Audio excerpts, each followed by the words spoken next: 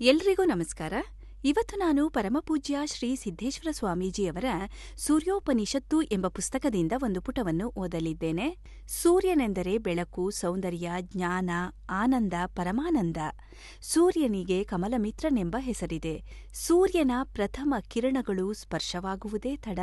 ಕಮಲ ಪುಷ್ಪವು ಅರಳಿ ಸುಗಂಧ ಸೂಸುತ್ತದೆ, ಮಕರಂದ ತುಂಬಿಕೊಳ್ಳುತ್ತದೆ. ನಮ್ಮ ಜೀವನದ ಸುಮವೂ ಕೂಡ ಸೂರ್ಯನ ಬೆಳಕಿನಲ್ಲಿಯೇ ಅರಳಿ ಸಂತಸದ ಸುಗಂಧ ಸೂಸುತ್ತದೆ, ಶಾಂತಿಯ ಮಕರಂದ ತುಂಬಿಕೊಳ್ಳುತ್ತದೆ.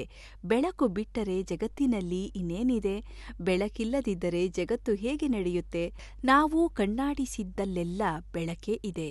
ಸೂರ್ಯ ಉದಯಿಸುವಾಗ ಅರುಣವರ್ಣ ಸುವರ್ಣವರ್ಣದಿಂದ ಅನಂತ ಆಗಸವೆಲ್ಲವೂ ಸಾಲಾಂಕೃತವಾಗುತ್ತದೆ.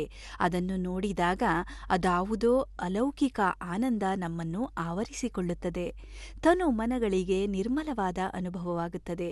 ಸಾಯಂಕಾಲ ಸುವಿಶಾಲ ಅಗಸದಲ್ಲಿ ಹೊಳೆಯುವ ನಕ್ಷತ್ರ ರಾಶಿಯನ್ನು ನೋಡಿದಾಗ ನಮ್ಮ ಅಂತರಂಗವು ನಕ್ಷತ್ರದಂತೆ ಹೊಳೆಯತೊಡಗುತ್ತದೆ.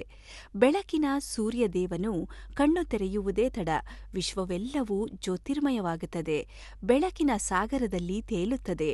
ಕೋಟಿ ಕೋಟಿ ವರ್ಷಗಳಿಂದ ಸೂರ್ಯನು ಪ್ರಪಂಚವನ್ನು ಬೆಳಗುವ ಪವಿತ್ರ ಕಾರ್ಯದಲ್ಲಿ ತೊಡಗಿದ್ದಾರೆ.